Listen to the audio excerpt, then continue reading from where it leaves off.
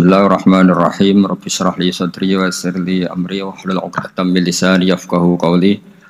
Allahumma shalli wa sallim wa barik ala sayyidina Maulana Muhammadin wa ala alihi wa sahbihi ajmain amma ba'du.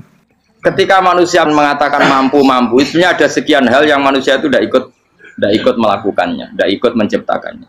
Misalnya kue nyuber, supirana enak, punya pengalaman, tidak kecelakaan karena apa? Nyuber kue enak, mobilku normal. Mobilmu normal lah, tabrak mobil yang mabuk apa? Nah di sini ini manusia dituntut, diingatkan terus, kamu itu butuh Allah, rahmat Allah itu yang melindungi kamu, bukan keahlian kamu, bukan kecakapan, karena tanpa itu semua tidak bisa, semuanya Allah. Ya, tapi manusia tadi gara-gara misalnya tadi mobilnya normal, dia punya keahlian nyuber, terus mengklaim kalau keselamatan dia itu karena hati-hatinya dia, karena mobilnya normal. Padahal ada sekian catatan yang menjadikan dia selamat dan semuanya itu kudrahnya Allah Subhanahu wa ta'ala. Misalnya gak ditabrak wong mabuk, gak ono gempa, gak ono bumi merekah. Misalnya kita pintar nyoper lah terus bumi memangap terus kita cemplung nggak apa-apa. Kemudian daerah-daerah kayak ya rasa tak sebut no mari orang. Kira tahu muka siapa ya, bener mari tak sebut no mari ngeri. Intinya Indonesia ora aman, tapi kita tenang aja satunya ora aman kabeh, ora sing aman. Ora usah kuwatir likuifaksi, ora usah kuwatir meteor jatuh, kabeh ya potensi no? Potensi semua. Sehingga ini sedikit saya ijazahkan. Suatu saat kata Rasulullah, saya ya Mu'ad melihat kamu hanya sejengkal di depan para ulama ketika nanti di akhirat. Terus Mu'ad tanya, Rasulullah tanya, kenapa kamu hanya satu jengkal dengan derajatnya para ulama ketika sowan Allah? Terjawabnya Mu'ad, kamu punya amal apa? Terjawabnya Mu'ad, ya Rasulullah, saya tidak pernah melangkahkan satu kaki kecuali saya tidak pernah yakin apa bisa melangkahkan kaki yang satunya. Dan saya tidak pernah mengunyah satu makanan kecuali saya juga tidak pernah yakin apa bisa menelannya. Dan saya tidak pernah bernafas satu nafas kecuali saya tidak yakin apa bisa nafas berikutnya. Saking dia tergantung ta'aluk semuanya sama kudrahnya Allah Subhanahu wa ta'ala. Kalau kita ini kan sok. Kalau makanan sudah di depannya kayak pasti bisa makan. Kalau dia sudah sehat, jalan seakan-akan pasti bisa meneruskan. Padahal 0, sekian detik, melaku dihantam mobil ya selesai. Misalnya stroke ya selesai, tidak bisa jalan. Sehingga para wali-walinya Allah itu orang yang filah gotin min lahadotagi. Setiap kedipan dia, setiap perilaku dia, itu hanya ta'aluk ambil Allah Subhanahu wa ta'ala. Itu yang disebut ya Yohana su antumul fuqara unawo ilah. Nah kemudian resiko makom ini ya semua makom tak ada resikonya. Resiko makom ini itu biasanya dia lupa doa. Kenapa lupa doa? Karena doa itu terdefinisikan. Tak wari ilmu hakik harus rumono wis ra paham lah tuh tak ulang no. Ya resiko ilmu saya ingatkan. Ilmu itu kan ada dua. Ada ilmu yang karena didefinisikan. Dan itu akhirnya menjadi masalah. Sebenarnya ilmu itu tidak perlu definisi. Kedua, ilmu yang kita rasakan. Misalnya gini, kalau saya tanya, kamu pernah nggak minta jadi punya uang banyak? Nggak tanya, pernah nggak minta? Terus artinya minta itu apa? Terus kita mendefinisikan, menengadahkan tangan, bilang ya Allah, saya minta uang banyak, saya minta ingin beli mobil. Itu namanya apa? Tidak jauh saja. Doa kan? Itu kesalahan kita mendefinisikan doa itu misalnya menengadahkan tangan dan memohon dan menyebutkan permohonannya itu terus disebut doa. Tapi kalau menurut Allah sistem tubuh kamu yang menghendaki punya mobil, sistem tubuh kamu yang ingin punya uang banyak, reaksi tubuh kamu yang terhinakan karena ditagih orang atau butuh uang, ini menurut Allah ya sudah kamu itu peminta-minta. Saya ulang lagi ya. Sehingga menurut Allah kamu minta tidak minta ya tetap berstatus peminta, pengemis. Nah, orang-orang yang sudah wusul, meskipun itu kondisional ya tidak selalu. Itu ya dia pikirannya mengadahkan tangan apa enggak ya sama saja tubuhnya merasa minta, sehingga dia tidak perlu mengekspresikan minta. Nah. Terus orang yang fikih bilang seperti itu sombong, wong kok gak tahu dungo. Sebetulnya keliru vonis orang fikih. Bagaimana mungkin dikatakan sombong? Dia reaksi tubuhnya, elemen tubuhnya sebetulnya meminta. Dia tidak berkategori meminta karena ilmu kadung didefinisikan kalau minta itu yang seperti ini. Itu kan lama. Nanti kalau suatu saat Indonesia yang kuasa itu terlalu NU atau terlalu yang tidak NU, lama-lama ada definisi. Misalnya yang dikatakan tahlilan itu apa? Ya bid'ah, Nabi tidak pernah tahlilan. Sahabat gak pernah nahlilin Nabi, malah nggak ngaji Nabi jadi tahlil. Mana nih tahlilan jalukno sepuro mayit, ngaji Nabi jalukno sepuro. Sehingga dengan tradisi itu tahlil itu masuk definisi bid'ah karena nggak pernah dilakukan sahabat dan para tabi'in. Ya salahnya kamu definisikan. Tapi kalau udah kamu definisikan, diarani tahlil, ya mau la ilaha illallah. Terus mungkinkah satu bacaan la ilaha illallah dilarang? Wong ora oleh maca kalimat tauhid. Jadi misalnya tahlil itu nafadno kalimat tauhid. Oke tok ya orang ora iso dilarang tapi nak tahlil itu mitung dinane mayit kaya budo, sakane kriminal. Enak. Ya sudah seperti itu. Makanya banyak orang salah itu karena ilmu kadung didefinisikan. Nah, definisi itu sebenarnya tidak mengikat dalam banyak hal. Ini penting saya utarakan. Ya karena seperti itu. Makanya itu masalah-masalah besar antara kita dan firqah-firqah yang lain, masalah ahli sunnah, terus masalah yang lain-lain. Memang ya sudah seperti itu. Ya saya ulang lagi ya. Ketika Nabi Ibrahim mau dibakar Namrud, itu masyhur cerita itu. Dan kemudian jadi namanya Habib Syahid. Habib Syahid itu sebetulnya hanya ngutip Habib Abdul Haddad. Jadi syair itu sebenarnya ada di Diwanul Haddad. Apa? Diwanul Haddad. Diwanul Haddad itu syair-syair Abdul Haddad ketika beliau usul, beliau mukasyafah. Terus bagian dinyanyikan Habib Syahid terjadi populer. Saya ulang lagi ya. Tubuh kita, misalnya kamu lapar, perut kamu kan mereaksi minta makan. Andaikan kamu itu Tuhan, kan kamu tahu bahwa perut kamu itu minta makan. Tanpa kita bilang ya Allah saya minta makan, Allah tahu kalau reaksi tubuh kamu minta makan. Sehingga orang yang tidak minta pun asal makomnya makom yang ikror, mengakui kalau dia butuh, ya namanya sudah minta. Tapi fikih kadang mendefinisikan sing darane minta itu hanya madhep kiblat terus menengadakan tangan dan sebagainya. Ya sudah kita sebagai orang pengikut ya yang ikuti fikih, yang ikuti tasawuf sebetulnya itu definisi yang sepihak. Sehingga ketika Nabi Ibrahim mau dibakar Namrud, masyhur itu cerita itu. Beberapa hari mungkin bulan-bulan orang disuruh Namrud cari kayu sebanyak-banyaknya. Ketika kayu sudah terkumpul mungkin satu lapangan, Ibrahim mau dibakar. Pegawai Namrud itu bingung caranya mencalok Ibrahim. Mereka saking gedene napa? Api. Nak dicalok ado iku ratok tengah. Nak diparekno iku kepanasan. Masyhur. Terus setan zaman itu orang akeh dadi setan tenan. Saya kan duplikate sakeh dadi setan ra tau muncul. Wong duplikate wis napa? Akeh. Singkat cerita setan itu muncul pura-pura jadi manusia terus ditemukan manjanik. Manjanik ya semacam ketepil besar yang jadi mana dari kiai-kiai ketepil itu haram mergo penemune setan. Jadi ini tuh. Tapi nak manjanik penemune setan itu betul walhasil terus dibikinkan satu manjanik semacam ketepil besar terus Ibrahim dilemparkan ke api. Lewat apa? Ketepil tadi idenya siapa? Setan. Nah ketika di tengah api itu unik. Kata malaikat Jibril datang terus tanya sama Ibrahim, ya Ibrahim apa kamu butuh saya? Butuh, alakah haja, apa kamu punya kebutuhan? Jawab Ibrahim, lah, saya tidak punya kebutuhan. Amma ilaika fala, kalau ke kamu enggak. Karena kamu makhluk, apapun keren kamu Jibril tetap kamu makhluk. Amma ilaika fala. Enggak, maksudnya butuh ke Allah nanti saya nyampaikan. Malah dinya Nabi Ibrahim, kalau Allah tidak usah kamu sampaikan ya sudah tahu. Gua be Jibril. Oh, aku itu takut kan? Ya saya ulang lagi. Apa kamu punya kebutuhan? Alaka hajalah ama ilaika fala. Kalau ke kamu ndak. Ndak maksudnya butuh ke Allah nanti saya sampaikan.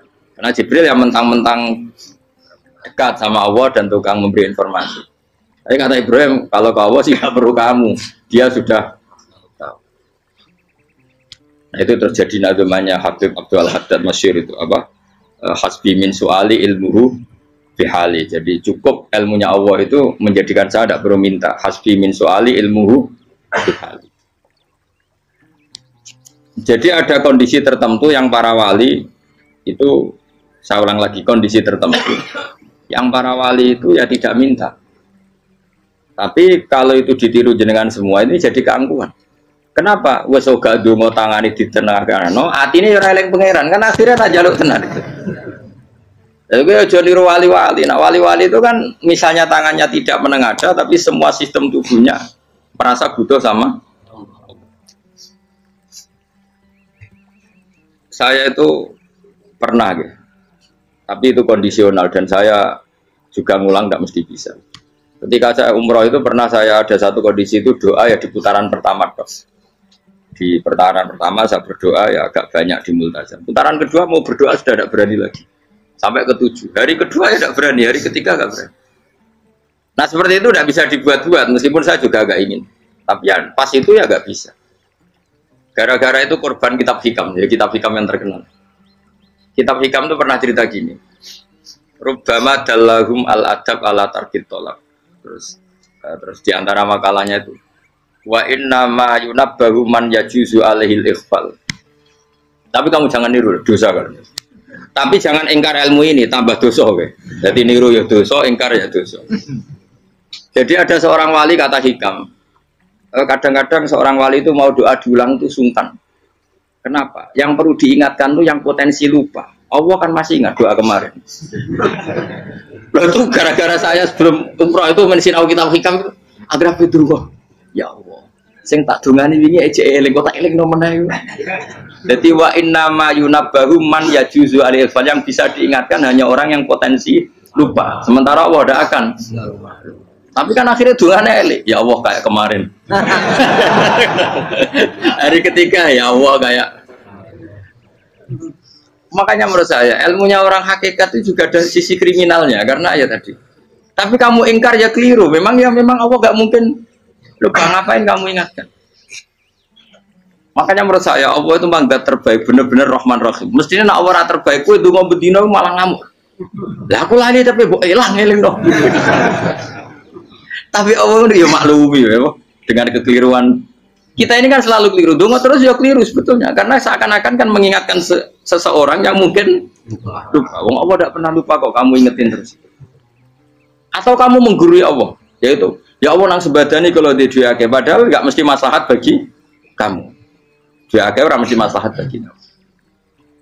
Maka ada sekian contoh yang wali itu dibully pangeran. Saya sering cerita, banyak cerita wali itu dibully pangeran, digarap pangeran. Ini gara-gara salah itu. Saya pernah cerita dan itu ada di hikam betul di kitab itu ada. Ada wali itu tukang hamal itu manol di pasar, itu tukang angkut. Jadi kalau ada orang bawa barang berat diangkut dia, terus misalnya kalau dulu mungkin ya ke kereta atau ke singkat cerita terus diupahi. Setelah dapat apa dia pasti pulang karena dia hanya butuh makan satu piring, karena dia tirakat makan satu piring untuk ibadah 24 jam. Singkat cerita dia ngeluh, ya Allah, kamu tahu, engkau tahu saya ini pecinta engkau, saya ini hanya butuh makan satu piring untuk kuat sholat, tapi kenapa harus jadi juru manol? Berilah saya rezeki yang tanpa kerja. Nah, selang sekian hari dia dituduh maling, terus di penjara, terus dapat rezeki tanpa kerja. Dia ya Allah kenapa jadinya gini, kan kamu minta rezeki tanpa kerja. Ya itu penjara itu rezeki tanpa kerja kan. Jadi Allah memperlakukan para walinya itu memang unik. Ya kadang dibully. Sehingga dalam cerita-cerita kenabian, kata Qadiyat itu, nggak ada orang yang sering dibully Allah kayak nabinya. Karena nabi itu orang yang dicintai Allah. Jika salah sedikit saja itu, cara pangeran, cara kampus itu digarap, suka dipelonco, salah sedikit. Misalnya begini, Nabi Yakub itu kan nabi. Dia mungkin nyon jauh nggak tersadar, nyembelih apa itu anak sapi itu di depan indukannya. Ya beliau mungkin spontan saja, Pak. Kalau kamu yang melakukan pasti tidak ada hukumannya karena Allah tidak pati peduli sama kamu, sudah lah. Artinya nggak peduli, salah pantas saya nggak jelas ya gitu. Tapi ini Nabi. Ketika itu terus indukannya sapi tadi, ya Allah, Yakub itu kekasihmu. Saya tidak berani sama dia karena dia kekasih. Tapi saya tetap menuntut keadilan. Dia harus merasakan susahnya dipisah dengan anak. Meskipun dia tidak nuntut rasanya roh anak sebelah, itu tidak se ekstrim itu. Sapinya itu hanya nuntut, ya Allah, dia harus merasakan sakitnya terpisah dengan anak. Akhirnya Allah menciptakan Yakub mengalami terpisah dengan Nabi siapa? Yusuf. Itu kalau kata Qadiyat, itu kalau yang melakukan tidak Nabi pasti nggak dibully Allah, dibiarin. Karena Nabi ini yang melakukan. Terus ini Nabi Yusuf lagi, mana rasa daftar wali berat. Nabi Yusuf itu di penjara itu karena terdolimi apa karena memang dia salah? Terdolimi. Dan ya Yusuf itu Nabi. Nabi Yusuf itu Nabi betul memang benar-benar. Meskipun ganteng dia Nabi. Syaratnya Nabi ganteng kira-kira mlebu. Nabi itu harus ganteng, gak boleh. Nabi elek ora oleh. Karena Allah izin di kekasih kok kriting elek. Allah ya di selera. Kabeh Nabi mesti yang paling ganteng di kaumnya, yang paling nasak. Enggak boleh Nabi kok pesek, kriting, enggak boleh. Tapi kalau sudah jadi orang soleh oleh kan. Tapi kalau Nabi enggak boleh. Enggak. Nabi Yusuf ganteng. Masyhur kan cerita Nabi Yusuf dengan siapa? Zulaikha. Dan belum ada orang dalam keadaan darurat masih cerdas kayak perempuan. Jadi singkat cerita, ketika Yusuf diajak Zulaikha selingkuh gak mau kan keluar dari kamar. Dalalah kebetulan wa alfaya sayyidah rajal. Itu si Zulaikha tadi spontan langsung bilang, wahai suamiku, apa hukuman orang yang ingin menodai keluargamu? Itu wong wedok. Padahal dia agak terencana, dia pun nggak bayangkan kepergok suaminya. Itu dalam keadaan kepergok itu masih cerdas. Suamiku, apa hukuman orang yang mau menyelingkuhi keluarga Anda? Singkat cerita suaminya murka, terus Yusuf di penjara, terdolimi. Ketika di penjara, kemudian Yusuf punya keahlian mentakwil apa? Mimpi. Kan tadi suaminya Zulaikha itu tidak sampai raja ya, kira-kira PM atau menteri. Raja itu punya mimpi yang bisa nakwil itu hanya Yusuf. Singkat cerita, terus utusan raja datang ke Yusuf dan takwilan Yusuf terbukti benar. Tapi Yusuf ini seorang nabi, saya ulang lagi Yusuf seorang nabi dia, tapi ya manusia. Bilang gini ke utusannya, coba bilangkan ke raja kamu, di penjara ini ada orang yang di penjara secara terzalimi, yaitu saya. Tolong laporkan ke majikan. Itu Allah tersinggungnya itu bukan main. Nabi kok lapor makhluk. Itu tersinggung. Nah, kowe kan gak piye. Kowe ngajono proposal ya ora piye. Wis pokoke Allah kowe wis ra piye. Wong sumpen swargane ya ora langsung wae ngono pokoke kira-kira kan sudah tidak perlu ditegur. Makanya fa'an sahu syaitanu dzikra rabbi fala bisa fi sijni bid'asin.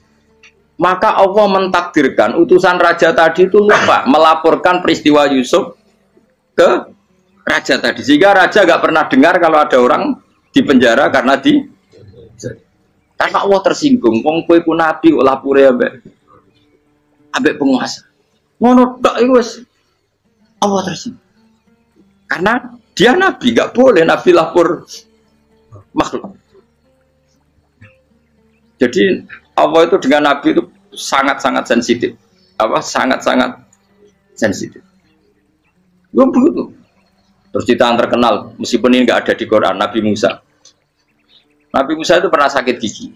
Karena dia mentang-mentang kalimullah, orang yang sering komunikasi dengan Allah, minta ya Allah, tolong tunjukkan obat gigi saya itu apa. Dan ini sama Allah dikasih tahu. Kamu ngunyah suket ini, gitu. rumput ini kamu kunyah, nanti pasti sembuh. Karena resepnya dari Allah ya pasti mujarab, kan nggak kok dokter. Sehingga tidak dikunyah terus sembuh.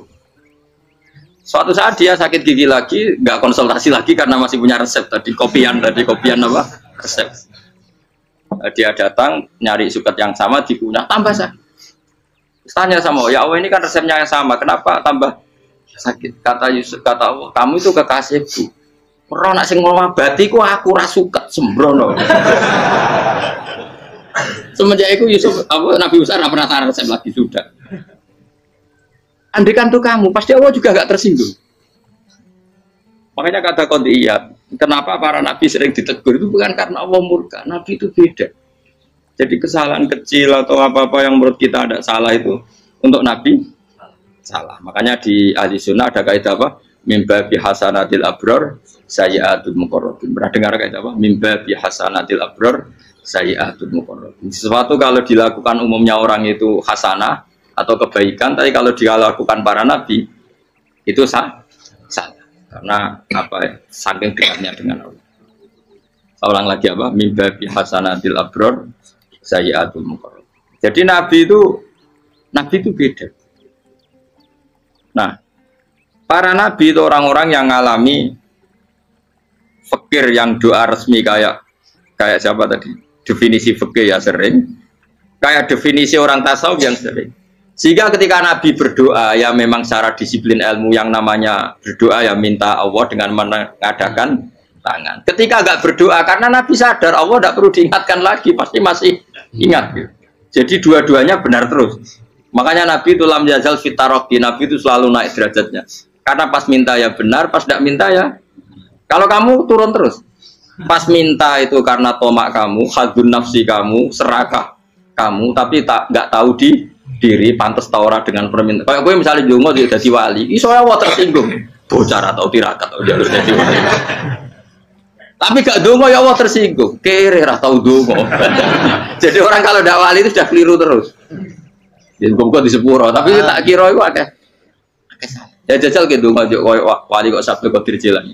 Kira-kira Allah tersinggung ngapa nyembah jadi? Kira-kira tersinggung. Tapi misalnya kita tahu dongo kepengen kau Imam Syafi'i, Allah tersinggung. Bocah ora di idola. Terus piye Gus? Piye kadung salah biasa wis. Wis bakat salah no. Bakat salah. Ini dongane sing gampang gak sing mesti bener. Rabbana dzalamna anfusana wa lam taghfir lana wa tarhamna lanakunanna minal khasirin. Saya pernah punya kitab dan kitab itu menurut saya luar biasa. Bahkan ketika adu bully itu, adu cara mahasiswa itu kayak pelonconan itu. Nabi sama Nabi pengiran gitu, dan itu sekali yang satu salah melakukan disiplin ilmu, pengiran itu degradasi. Dan Allah memang mengancam gitu. Kalau kamu melanggar ini, la biton namin diwanin nubuah. Nanti la amkuan namin diwanin nubuah. Kamu saya hapus dari buku kenabian. Tes-tesannya ya lucu, misalnya begini. Kata Nabi Musa kan ditanya, ketika dia khutbah ditanya orang, siapa orang paling alim ya Nabi Allah? Sekarang orang paling alim itu siapa? Nabi Musa jawab, saya kan. Ya itu Allah tersinggung karena wong kok mletene ngono. Tapi andai kan Nabi Musa kok jawab Fauzi itu salah, tambah salah meneh. Atau enggak Ruhen malah salah meneh. Tapi jawab Musa ya salah. Saya Gusti, saya kan. Orang paling alim siapa? Saya. Allah memperingatkan Musa, ada seseorang yang lebih alim ketimbang kamu. Coba kamu harus ketemu dia. Ketemu singkat cerita ketemu Nabi siapa? Khidir. Terus dalam 3 sesi ini, 3 babak ini buli-bulian. Nabi Khidir itu dalam 3 babak ini selalu kelihatan salah. Di antaranya adalah cara sekarang ya mungkin di gonjak sepeda motor atau perahu kalau dulu yang menggratisi dia numpangi sepeda motor malah spionnya dicopot gitu. Spionnya dicopot, dirusak. Tapi Musa kan terus sudah digratisin malah rusak yang motornya yang apa? Menggratisin. Nabi Khidir masih tenang. Kamu tidak paham. Jadi Nabi Khidir mesti distok kamu tidak paham. Itu kata syurrahul hadis termasuk Ibnu Hajar al-Asqalani bilangin. Setelah itu kedua membunuh anak kecil. Musa tambah marah. Anak yang belum punya dosa kok kamu sampai 3 kali ada 3 peristiwa. Itu kata syurrahul hadis. Andai kan Musa kok diam tidak protes, maka dia akan disalahkan Allah.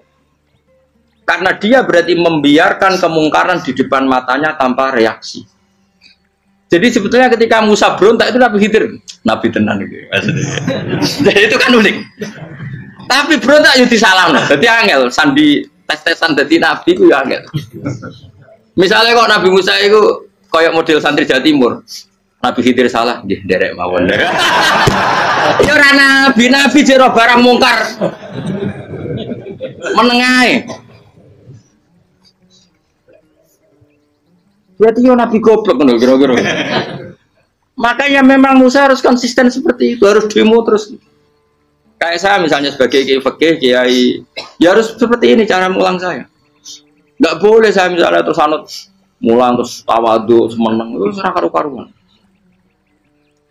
Jadi andai kan Musa kok tidak protes itu malah salah. Ya memang harus. Dan itu Nabi Khidir Nabi tenang.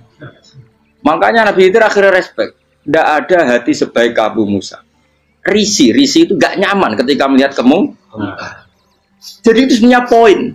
Tapi lucunya Nabi Khidir yang nyalan. Takkan dari rasa kok komen takok. Tapi ya disalah no. Ya aku cari Nabi Musa. Ya jajal, gawe peristiwa meneh aku tak sabar rata kok. Bareng. Kok jajal nih. Bareng dijajal ya protes meneh. Bareng protes meneh, tinggal satu kali kesempatan. Kowe takok meneh wis ora dadi murid. Dikasih kesempatan lagi, ya protes meneh deh umat. Tapi itu justru itu menjadi kelebihannya Nabi Musa karena syarat seorang nabi adalah al-musara'ah ila ingkaril mungkar kata Ibnu Hajar Al-Asqalani. Syarat seorang nabi adalah secepat ngengkari sesuatu yang mungkar. Enggak boleh. Ya iya toh kan misalnya kita jadi murid terus gurumu itu gandeng artis atau gandeng penyanyi dangdut. Dia derek mawon. Jadi guru mumet goblok. Tapi kowe ngloroi guru tersinggung. Ora ro hikmah iku. Kan bingung loh. De guru ini Pak bingung loh. Soalnya kita guru jadab, dorong Jawa Timur apa? Gurumu gandeng penyanyi dangdut. Reaksimu biasa saya takut. Ayo loh, nah elek kan gak iri. Biasanya nah elek itu gak iri. Sekarang Pak. Sing ayu, sing potensi iri. Kira-kira reaksi kamu itu milih derek mawon apa berontak? Golek nak gurumu wong alim mesti nak pasti meneng. Muridku goblok tenan, gak sensitif. Roh barang mungkar dilakukan di depannya kok tidak reaksi, tidak protes, gak geblek tenan. Tapi lucunya guru mau nak protes ya. Gak duwe akhlak. Guru lagi senenge kok ora oleh. Nah Nabi itu kan buli-bulian. Jadi Nabi Khidir dengan Nabi Musa itu tebak-tebak. Karena dua orang ini sama-sama kekasih Allah. Itu Nabi Musa justru barokahnya itu dia tidak pernah klasmennya di bawah Nabi Khidir. Semua ulama sepakat klasmennya Musa tetap di atas Nabi Khidir. Sehingga yang berlaku ya tetap ilmunya Nabi Musa bahwa membunuh anak kecil tidak boleh, merusak perahu milik orang lain tidak boleh. Karena Allah tetap lebih respect dengan ilmunya Nabi Musa. Nabi Khidir tetap ilmunya nggak dipakai, meskipun dia disebut hakikat. Karena ilmunya Nabi Khidir ngani ngoyo. Ngani ngoyo wong ape mutusno ngenteni nginceng loh mahfud. Lah sing iso iku sapa? Barang ra mungkin kok. Makanya Nabi Khidir terakhir menutup kalimatnya wa ma fa'altuhu an amri. Dzalika ta'wilu ma lam tasbi alaihi sob. Aku dhewe nglakoni ini ya ora roh, wis ditakdir nglakoni ngene wae. Dadi Nabi Khidir ya ora paham. Jadi wa ma fa'altu an amri itu akhir kira-kira artinya saya sendiri tidak melakukan ini karena inspirasi saya sendiri atau keputusan saya sendiri. Tahu-tahu saya ditakdir melakukan. Karena pas itu Nabi Khidir disetting semuanya dengan ilmu hakikat. Yaitu bayi tadi memang kutiba kafiron. Kutiba kan apa? Kafiron. Memang dia nanti kalau umur nganti tua ditakdir mati kafir. Daripada mati kafir nanti ya sudah mati sekarang. Tapi nggak mungkin kan ada syariat daripada soben beling pateni kecil. Ora syariat tetap ikut Nabi Musa. Makanya kata Ibnu Hajar Al-Asqalani itu uniknya Allah sama para wali-walinya. Wali ku klirullah itu tuh disenengi pengen. Terus pengenan nabi-nabi ini yo kecil-kecilkan yo pancen nak wong. Terus keempat kan. Tadi kan saya punya contoh 3, ini contoh keempat, ini terakhir. Kakean kok ilmu merah cukup tetap malah bingung enggak. Nabi itu minggat itu boleh enggak? Tanpa pamit, minggat itu pergi enggak pamit itu boleh enggak? Enggak boleh. Rasulullah meskipun kayak apa disakiti di Mekah itu tidak pernah minggat, tidak pernah hijrah. Saya ulang lagi, karena butuh izin. Tapi Allah pernah punya kekasih yaitu Nabi Yunus. Nabi siapa? Yunus. Itu Quran meredaksikan ya abako. Abako itu terjemahnya apa? Minggat. Kalau pergi itu dahaba. Tapi ini Allah meredaksikan itu abako. Abako itu ya minggat. Nabi Yunus itu dakwah di daerah Nainua. Nainua itu ya Babylon sana. Kampungnya namanya Nainua. Ya daerah Babylon. Babylon itu kalau di geografis modern ikut Irak. Ikut mana? Irak. Jadi Kufa, Basra, Babylon. Terus siapa itu yang mengalahkan pasukan Yahudi dulu itu Buktanasor, Hebuket, Nazir itu ikut mana? Babylon apa? Babylon. Bama unzila alal malaka ini di Babila Harutama. Makanya kalau ulama-ulama melihat Irak kacau sampai sekarang itu tidak kaget. Irak itu ardun mal'unah kalau di kitab-kitab bumi yang memang sudah terlaknati mulai dulu. Sehingga ketika ada kasus Saddam Hussein sekarang tuh lama ada kaget. Zaman Rasulullah Sugeng itu Irak itu termasuk sudah bumi yang guna keazala, jadi di sana pasti banyak fitnah. Fitnah pertama yang dicatat sejarah adalah Mautul Husain, apa? Kabudutnya Said siapa? Husain di Karbala. Era Imam Syafi'i adalah zaman mifnah, ulama dibantai karena dipaksa mengatakan Quran apa? Makhluk. Terus konflik-konflik sampai era Saddam Hussein, terus era sekarang jadi. Nah kita ini ulama sebenarnya tahu tarikh itu. Tapi di era modern kan dianalisis karena campur tangan ini itu ya sudah lah. Sebab goblok pun aja daripada ngebantah-bantah malah kamu. Sebab goblok, sebab pinter. Sekarang kan analisisnya kan, wah ini ada campur tangan pihak ketiga diciptakan nih saunu ini. Ya kalau intelijen harus ngomong seperti itu. Kalau kita seperti ulama memang dari dulu dicap Nabi hunalika az-zalasil wal fitan. Saya teruskan. Nabi Yunus itu dakwai kaumnya itu lama sekali dan tidak iman. Nah semua nabi kalau kaumnya tidak iman itu diberi hak Allah ngancam akan adanya azab. Apa? Ngancam akan adanya azab. Nabi Yunus ngomong gitu terusin. Nanti kalau kamu tidak iman itu pasti kena azab. Anggap saja dia ngancam gitu sudah berbulan-bulan. Singkat cerita, azab baru tinggal 3 hari lagi. Ayo nang iman, tinggal 3 hari lagi. Ya kira-kira dia ngomong misalnya Ahad, berarti Ahad, Senin, Selasa, atau kamu milih Selasa ya Rabu, Kamis. Singkat cerita Ahad itu dia gak kuat. Wah semuanya kurang telung dino kaumku tetap orang iman. Mangkel minggat deh. Mau minggat ya jadi mau minggat kan gak punya tujuan. So asal pergi jauh saja. Ada perahu, sekenanya dia naik saja. Namanya minggat nih. Kalau bawa bekal terencana, bawa visa paspor kan plesir namanya. Jadi minggat tuh ya gak, ya sekenanya gak persiapan. Singkat cerita sampai ikut perahu nelayan tadi, terus zaman itu ya ada mitos kalau ada gelombang yang nggak wajar pasti ada orang minggat. Terus ditanya siapa yang minggat, Nabi Yunus kan orangnya jujur saya katanya. Ya sudah yang minggat harus dicemplung gitu. Terus ada yang agak baik, ya jangan gitulah. Ini kan kita semua butuh selamat. Judi dulu. Terus judi satu lagi ketemu Yunus. Coba mungkin salah udahnya judi lagi ya ketemu sampai 3 kali ya ketemu Yunus. Makanya fasahama fakana minal mudhadis, diuji dia kalah kemudian tenggelam. Fal taqamahul khutu wa huwa mulim. Terus dia diuntal, ditelan oleh ikan nun. Nah, di situ ikan nun digambarkan saking besarnya itu. Nah ini uniknya Allah sama kekasihnya. Sudah Allah menyalahkan tapi unik. Ikan ini kan itu sama Allah dikasih instruksi. Kamu nggak boleh makan dia, dia kekasih saya. Terus ketika di tengah di perut apa? Ikan, dia kegelapan. Terus Nabi Yunus cita-citanya satu, ya Allah kalau saya sumpah kiri saya tidak bisa baca tasbih. Akhirnya sama Allah disulap perut ikan itu jadi masjid. Jadi dia di dalam perut ikannya santai saja tetap wiridan. Santai. Fana ada fi dzulumati alla ilaha illa anta subhanak inni kuntu minadz dzalimin. Ya dia santai aja wiridan karena perut ikan bagi dia adalah masjid. Ya dia disalahkan Allah karena abako tadi minggat hijrah tanpa pamit. Tapi juga dibela-belain Allah, ikan tadi tidak boleh nelan. Ini perlakuan Allah sama orang yang bikin. Tapi karena dia Nabi uniknya apa? Dino Ahad itu kaumnya do nginceng omah Nabi Yunus. Rame-rame nginceng. Lucunya cara nginceng gini. Nak Yunus neng omah berarti bodoh nih. Wong omah ana ada kok dene tengok-tengok. Bareng dinceng Nabi Yunus tuh gak ada. Oh tenan ono ada. Mulane wonge rawani neng omah. Itu uniknya pangeran. Jadi mau dekne ora minggat yo salah. Mau dekne ora minggat berarti kaume jare apa ono adab ono gempa bumi liku faksi kok dekne ning omah. Lah nek ono tenan ra mlayu, nyatane gak mlayu. Jadi mbok Allah didesain minggat. Tapi nek minggat disalahno Nabi yo ora pamit. Makanya masyhur saya itu punya kitab karangannya Habib Alim Alam, mbah-mbahnya Habib Anis, Habib Ali bin Husain yang ngarang apa? Ali bin Muhammad bin Husain karang yang simpel duror itu diantara doanya gini. Tapi jangan tiru loh, biar awal gitu. Aku rawan ini loh, cuma saya hafal secara ilmu, tapi saya ada branding. Waj'al sayyiati man ahbabta. Ya Allah, jadikan kesalahan saya itu kesalahan orang yang kau cintai. Terus pokoknya salah lagi jadi pengiran kadung seneng, salah lagi sampai wae wong seneng.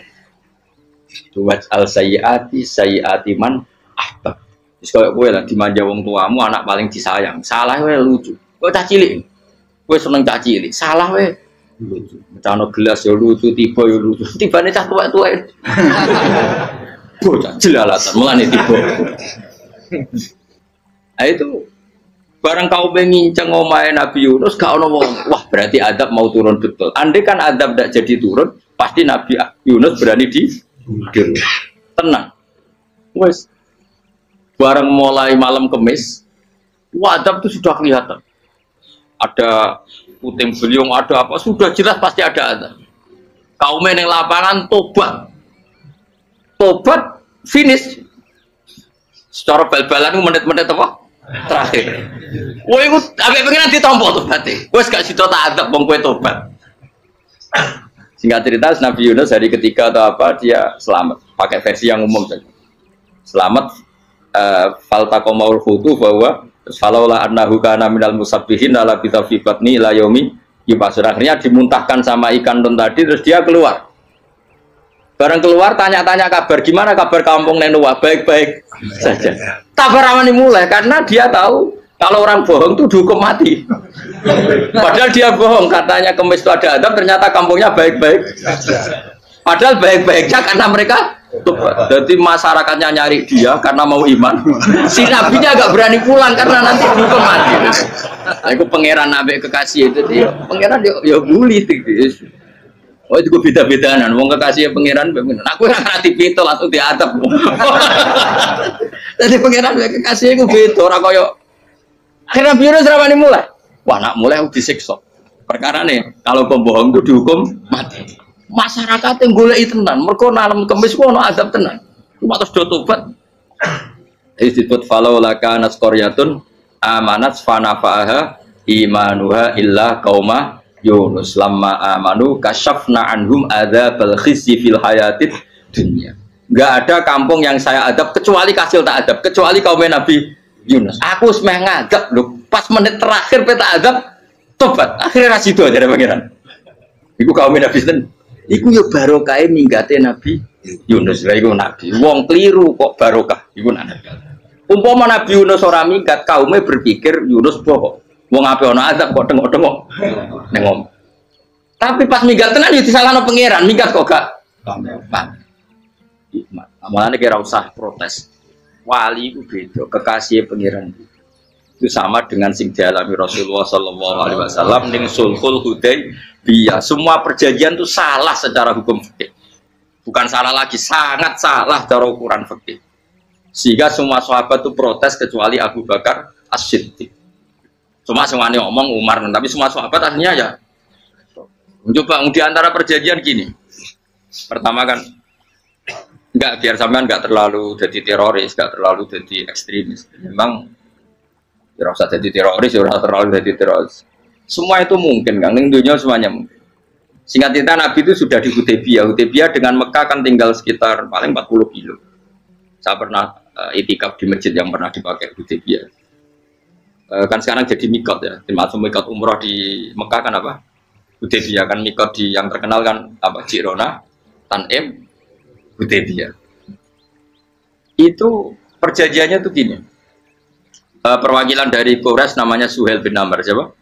Suhail bin Amr. Perjanjiannya gini, Muhammad kamu tidak boleh masuk Mekah. Kamu boleh masuk Mekah itu tahun depan.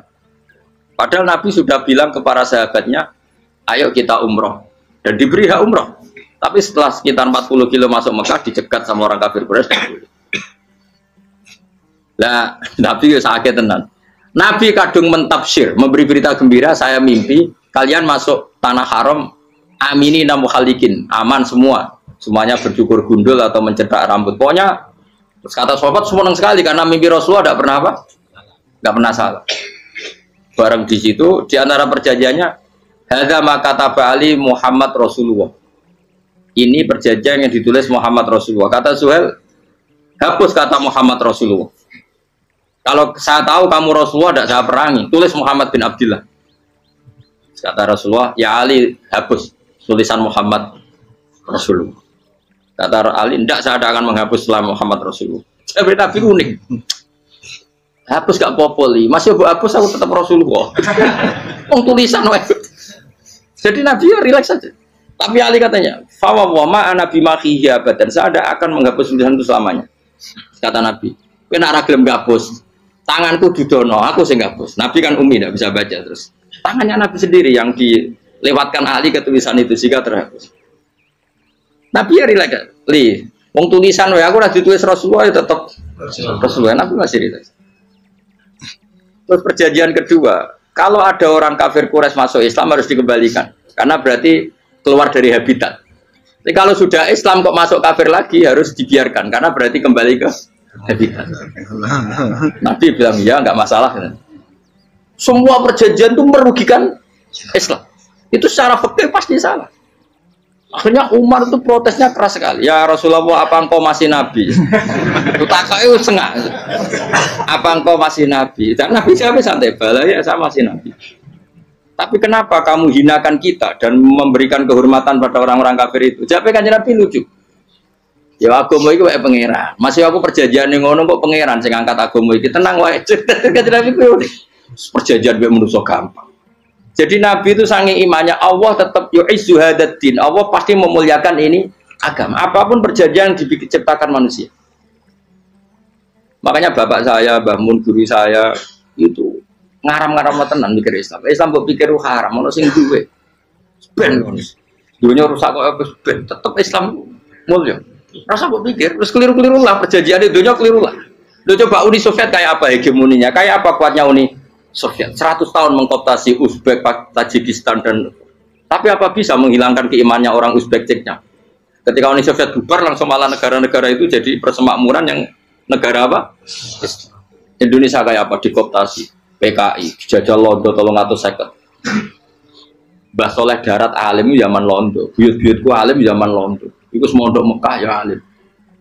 Zaman PKI ada wong alim. Saiki ayo, zaman Islam Nusantara apa ono sing alim koyo.